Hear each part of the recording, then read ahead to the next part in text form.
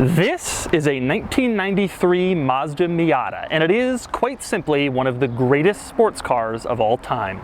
It's not the fastest, it's not the most powerful, it's not the most desirable, it's not the most expensive, but it played an important role, a pivotal role in the history of the sports car. And for that reason, it will always be remembered as one of the all-time greats. Today, I'm going to explain what I mean. First, I should explain what I'm standing next to. Now, this is a Miata, but really it isn't. This car was called the Miata in North America, but this one was recently imported from Japan. It was sold new in the Japanese market, where it was called the Yunos Roadster. Yunos was a new sub-brand that Mazda was trying to launch at the time, sort of like Scion or Saturn or Lexus or whatever.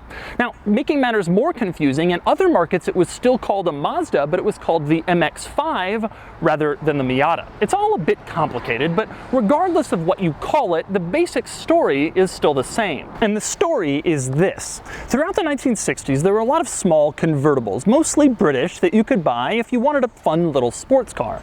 But over time, people decided they wanted cars that were more practical, and also nobody wanted to put up with all the problems that those small 1960s British sports cars had, and so the small sports car kind of died off. By the end of the 1970s, most people thought it would never come back. And then in the 1980s, there was this. Mazda single-handedly revived the small British sports car, except suddenly it was reliable and usable, and you didn't have to take tools with you every time you went for a drive.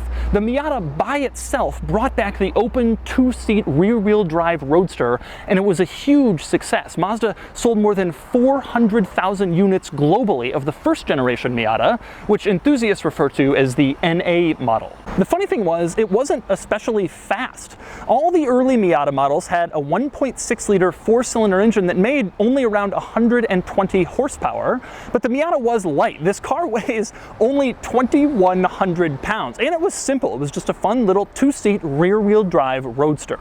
So today I'm going to take you on a tour of this Japanese Miata, and I'm going to show you all of its quirks and features. Then I'm going to get behind the wheel and drive it, and then I'm going to give it a Ded Score. And for more of my thoughts on the NA Miata, click the link below to visit autotrader.com/oversteer, where I've compiled a list of the most interesting and unusual Miatas currently listed for sale on AutoTrader.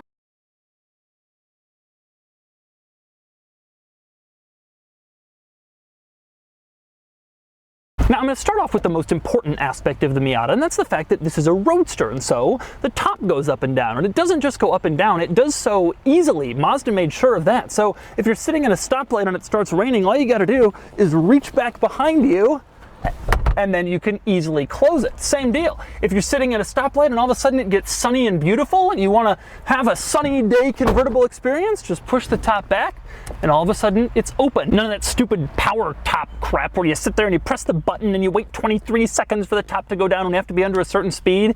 You can just put it down by yourself in like 2 seconds. Now, this car also comes with a factory hardtop. For example, if it's winter and you won't be putting the top down, you can stick the hardtop on for a little better insulation. You can see a hardtop is color matched to the car and it fits on very snugly, no surprise.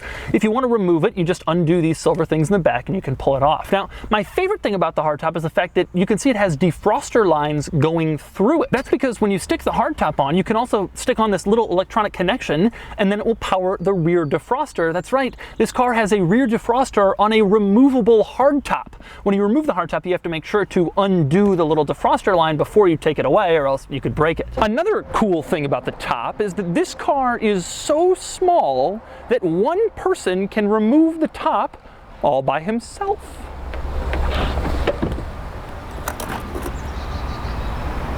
Next up, we move on to the other interesting interior details, starting with the fact that this car has speakers in the headrests of the seats. Take a look at that. There's not a lot of places to put speakers in a tiny little car like the Miata, so Mazda was like, yeah, let's just stick them in the seats. So when you're driving along, your head is right here, and music is coming out directly next to your ears. Now, here's the other interesting thing about this car. There's also a subwoofer in the lower part of the seats. Actually, the owner of this car is my friend Alex. He told me that it's a subwoofer simulator called a bass transducer, but obviously I have no idea what that is. All I know is that you got a subwoofer in the bottom part of the seat, you got speakers in the top, so you can be sitting here having a dance party in your Miata while you drive down the street.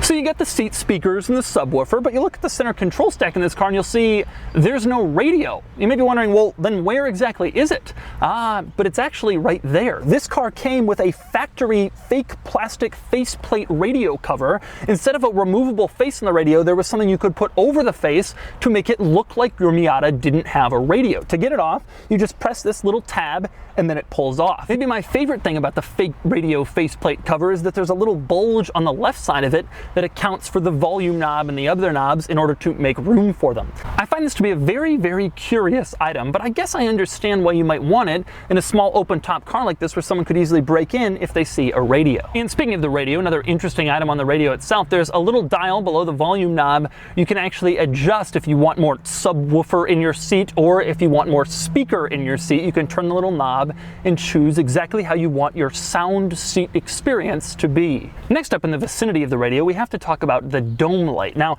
obviously this car's a convertible, so they couldn't exactly stick a dome light up here or up here. Instead, the dome light in this car is to the left of the climate controls next to the glove box. It just looks like a regular ceiling mounted dome light from every other car, but instead it's in the passenger footwell. It also operates just like a regular ceiling mounted dome light. It's just funny to see it there. Another curious item I absolutely love in this car is the fact that it has dual stage sun visors. Take a look at this. You can put the sun visor down and get a little protection from the sun, but if you want even more protection from the sun, there's a second stage of sun visor that you can put down even further. Now, Mazda decided not to make it one piece because it could block your vision, and you may not want that. You may only want half the sun visor down at once, so you can choose exactly how much sun visor to deploy, which is a brilliant idea on small cars with sort of low windshields. Everybody else should be doing this. Next, we move on to the center console, and specifically the center storage bin, which is rather unusual. I say that because it's hinged so that it opens towards the passenger side. Even though this car is a Japanese car sold in the Japanese market on right-hand drive, it's hinged for left-hand drive markets, which is very unusual. Also unusual, a couple things that you'll find inside that center storage compartment. One is the fact that you will find the trunk release and the fuel door release in there. That's unusual. Usually that's located in the driver's footwell, little tabs that you pull, but in this case it's in here so that you can lock them. There's a little lock behind that center storage cubby, and so if you want to lock out your center storage console so that nobody can open your trunk or your fuel door, you can do that. It's actually pretty good thinking. Now, another interesting thing that the owner of this car keeps in this center storage console is this oddly shaped part that says BBS design on it. That is so that you can remove the cap over the lug nuts on the wheels. This is a special edition model that came with these factory BBS wheels that look kind of cool. I'll get to the special edition stuff in a minute. And so you have to have this if you want to get to the lug nuts, if you have a flat tire and you want to change out a tire. Our next interesting detail is on the floor mats. You can see there are actual metal plaques on the floor mats of this car, which is kind of unusual. In fact, it's very unusual. Maybe more unusual is what the floor mat plaques actually say. It's not numbered or anything. Instead, it says Contemporary Automobile Advance and Traditional Sports Car. I'm not sure what exactly that means, but either way, I promise you that your crappy car doesn't have metal floor mat plaques. Here's another interesting item, the stalks coming out of the steering column. Now, on Asian market right-hand drive cars, the stalk on the left controls the wipers, the stalk on the right controls the turn signals. They're flipped, which is kind of annoying if you're not used to driving an Asian market right-hand drive car. You got to put on the turn signal and you accidentally put on the wipers. This car also has another unusual item regarding its stalks. On the left, you can see there's a diagram printed on the windshield wiper stalk that shows exactly how it works. Now, over on the right, there are a couple of little diagrams, but it doesn't cover the entire turn signal stalk and how it works. So Mazda has gone to the trouble of actually printing a diagram of how that stalk works on the steering column itself.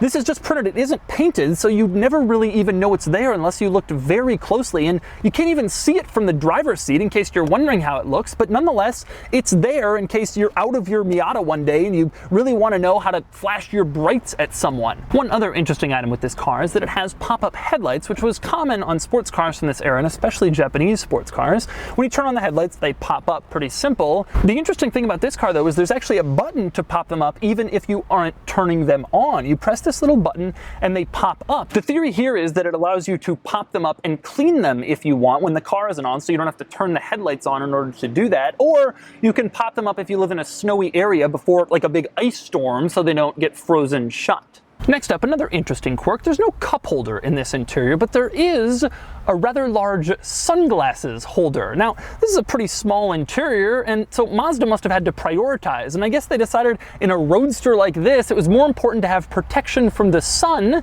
than for you to stay hydrated. Next, we move on to the back of the Miata, and specifically the trunk. Now, the trunk is obviously very small, no surprise, this is a small car, but the thing I find interesting about the trunk is it contains the spare tire, and that's not just where the owner of this car put it, that's the actual mounting place for it. The spare tire kind of juts out into the trunk and takes away your trunk room, but I guess it's better than having no spare tire at all, so if you want a spare in your Miata, you have to live with a little less cargo space. Next up, we move around back where there are a couple of interesting badges back here. First off, on the left, it says Roadster, since this is the UNOS Roadster. It says it in this rather characteristic font. This is the same font they used for the Miata logo in the US cars. I guess maybe they developed a specific font just for the Roadster and the Miata, sort of a fun, happy one. But by contrast, over on the right, you have the UNOS badge, and it's a very serious, somber badge. UNOS was intended to be sort of a high-end version of Mazda, and this was supposed to be sort of the fun little roadster sports car, sort of like how we view the BMW Z3 or Z4 today. And so that's why you have sort of the somber, serious luxury badge on one side and the fun-loving roadster badge on the other. But when it comes to badging, the weirdest thing about this car was up front. That's because there is no badge. On the US Mazda Miata, there was a Mazda badge in front, but on the UNOS Roadster, there wasn't any badge at all. You just sort of had to know what you were looking at. Another interesting thing, there's no grill. If you look at it from any normal standing height, you can't see a grill. It just looks like there's a front bumper. But if you kind of angle yourself down and get underneath, you can see that there is a hole down there, and the result is that it looks like this car is happy or smiling. When you look at it from that angle, I always felt that the NA Miata looked like one of the happiest cars on the road, probably a reflection of how the drivers were feeling. But back to logos for a second. Now, even though the UNOS logo doesn't appear on the front of the car, it actually does appear on the key. I think that's the only place where the UNOS logo appears, aside from that UNOS script written on the back. Now, the interesting thing is Mazda was kind of stingy about putting its own logos on this car, but they didn't seem to have any qualms about putting other people's logos. I mentioned the BBS wheels. They have the BBS logo proudly featured.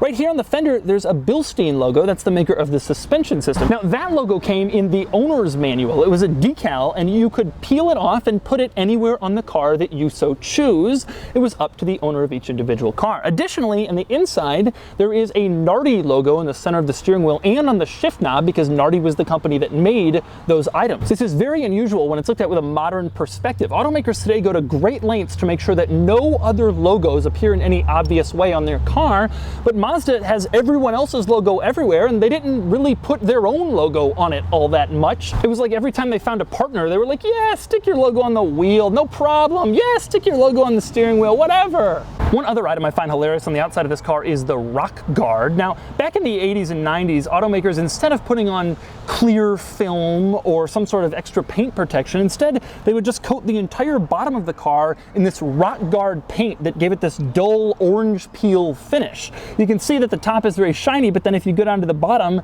it's this dull finish. That isn't because this panel has been repainted poorly or anything. That's how this car was originally made. The theory was it would sort of guard against rocks by being a little bit stronger than regular paint, so it wouldn't show up chips. But instead, it just looked terrible. I can't believe anybody did this, but back then, almost everybody did. Next up, back inside, I want to cover a few other interesting things. One is this car's utter simplicity. This car was famous for just being a simple roadster, a simple sports car, and you can tell that everywhere. There's no power locks, there's no power mirrors, there's no power seats, there's no keyless entry. All that stuff would just add weight. And check this out, this car doesn't even have a little warning light in the gauge cluster to let you know that your headlights are on. This car has pop-up headlights, so Mazda must have felt, well, you can just look out over your hood and see that your headlights are on. We don't need to put in a redundant light, and so they didn't. And so the only way you can tell if your headlights are on is if you look out over the windshield. Another interesting item, I was kind of messing around in this car looking for quirks and features, and this Japanese road flare came out from somewhere underneath the dashboard.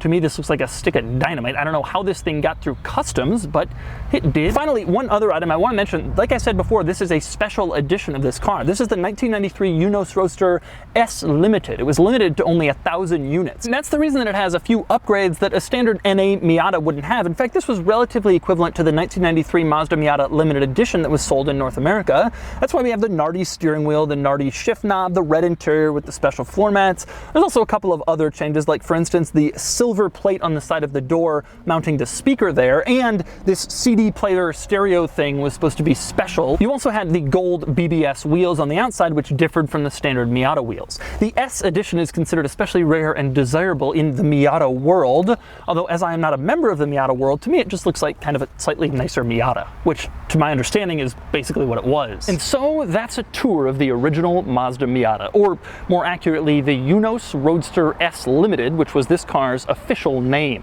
Now it's time to get it out on the road and see how it drives. All right, driving the NA on the wrong side.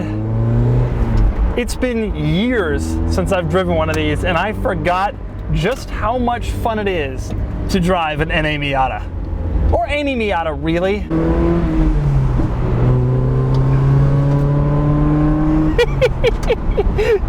This car is all stock except there is an exhaust on it, as you can probably hear. The thing that makes the Miata so great is the way that it drives. It's so much fun to drive. And if you look at it on paper, you wouldn't really think it. I mean, yeah, it's lightweight, rear-wheel drive, but it's only 120 horsepower. It's a little four-cylinder. You know, how is it better than like a WRX or something? Well, it's better than everything. The gear lever falls incredibly easy to hand. It's right there. You know, the center console's kind of up. It's a small interior. It's just right there. You shift a gear, boom. The clutch pedal is so good and so easy to use. And then there's the cornering. It's a little tight. It might be a little bouncy on the camera, and if it does, I apologize. The cornering is so good in this car that it's almost hard to explain if you haven't driven one. I've driven a lot of cars that corner well, and this is the best. The thing is, some cars do handle well, and some cars are more stable. There's no question about that. You know, you drive in a Porsche or something, and it feels like you're less of a, you know, death risk in something like that. This is a small car, it's a low car, it feels like you're very exposed. The thing that's special about this car is it's low and it's wide, and so you just feel like you can do anything. The term go-kart is overused to describe fun, sporty cars because most of them don't feel like a go-kart, especially in comparison to this. There's a reason that everybody's out on weekends racing these. There are spec series, everybody autocrosses these, takes them to the track. This is, not only is it a great car if you're on a budget, it's just a damn great car. Now, a couple questions people might be wondering, do I fit? I'm 6'4", and I say that in some of my videos because I get emails from tall people and they say, would I fit in this car? How tall are you? I fit in this car. It's tight. My knee is up against the door. I think the better question is, you know, is it worth fitting because it's kind of a chore? Is it worth it? You know? And the answer is, oh yeah. I'm flooring it right now. It ain't fast. Nobody ever accused this car of being fast. And this isn't one of those cars where it's like, oh yeah, but you're close to the road and you're open, so it feels fast, right? No. You're close to the road and you're open, but it still doesn't feel fast. But that's not the point. The point is it feels tremendously fast when you're going around a corner, when you're on a curvy road.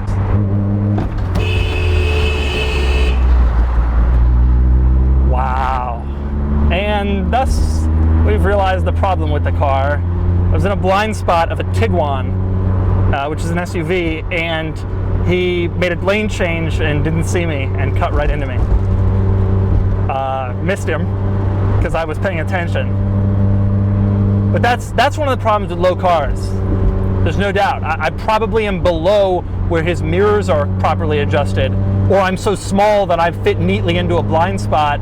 And so when you're driving a car like this, you're kind of one step above a motorcycle in terms of driving like other people are trying to kill you, because they are, even if they don't realize it. I mean, look, this is the funnest thing in the world.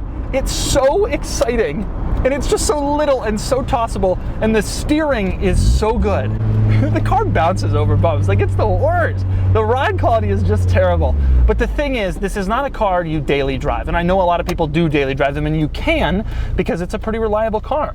But if you can avoid it and save it for the weekends, that's when this car comes alive. And frankly, I almost think it's better, because then you don't have to deal with the monotony of driving it daily and hate the bumps and all that stuff and the small interior, and instead you can just kind of get out on a weekend and go have some fun on a fun road and not have to commute in it.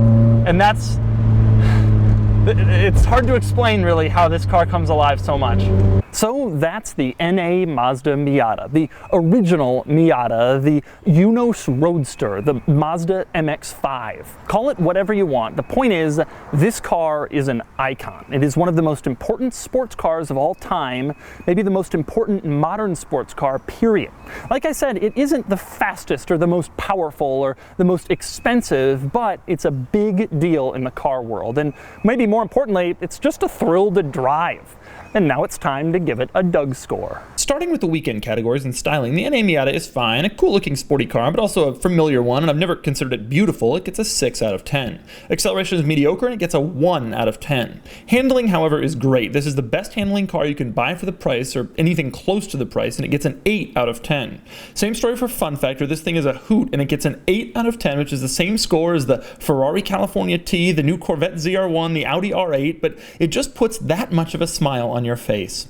Cool factor, however, is a lot lower. The Miata is commonplace. They made zillions of them. They don't exactly turn heads, and it gets a 5 out of 10 for a total weekend score of 28 out of 50, which makes it the highest scoring car you can get for this price point. Next up are the daily categories, starting with features. The Miata has basically no modern amenities, and it gets a 2 out of 10. Comfort is pretty bad. The cabin is tight, and the ride is harsh, and it gets a 3 out of 10. Quality is good. The interior isn't exactly beautiful, but it's durable, and reliability is notoriously good, and it gets a 6 out of 10. Practicality is bad, but short of unusable, and it gets a 2 out of 10. Finally, there's value, and there's no denying this car provides just about the most fun per dollar imaginable. It gets a rare 10 out of 10, becoming only the third car to achieve that score for a total daily score of 23 out of 50. Added up, and the Ded Score is 51 out of 100, and here's a comparison with rivals. It loses out to the top Japanese performance cars of the 1990s, but it's nipping at the heels of the big brother Mazda RX-7, which was plagued by reliability issues and is now becoming very expensive. The Miata also beats out the Integra Type R, the Eclipse GSX, and the MR2 Spider, mostly just because of its amazing value proposition, one of the most fun cars made in the last 3 decades, and it can be yours for under 10 grand.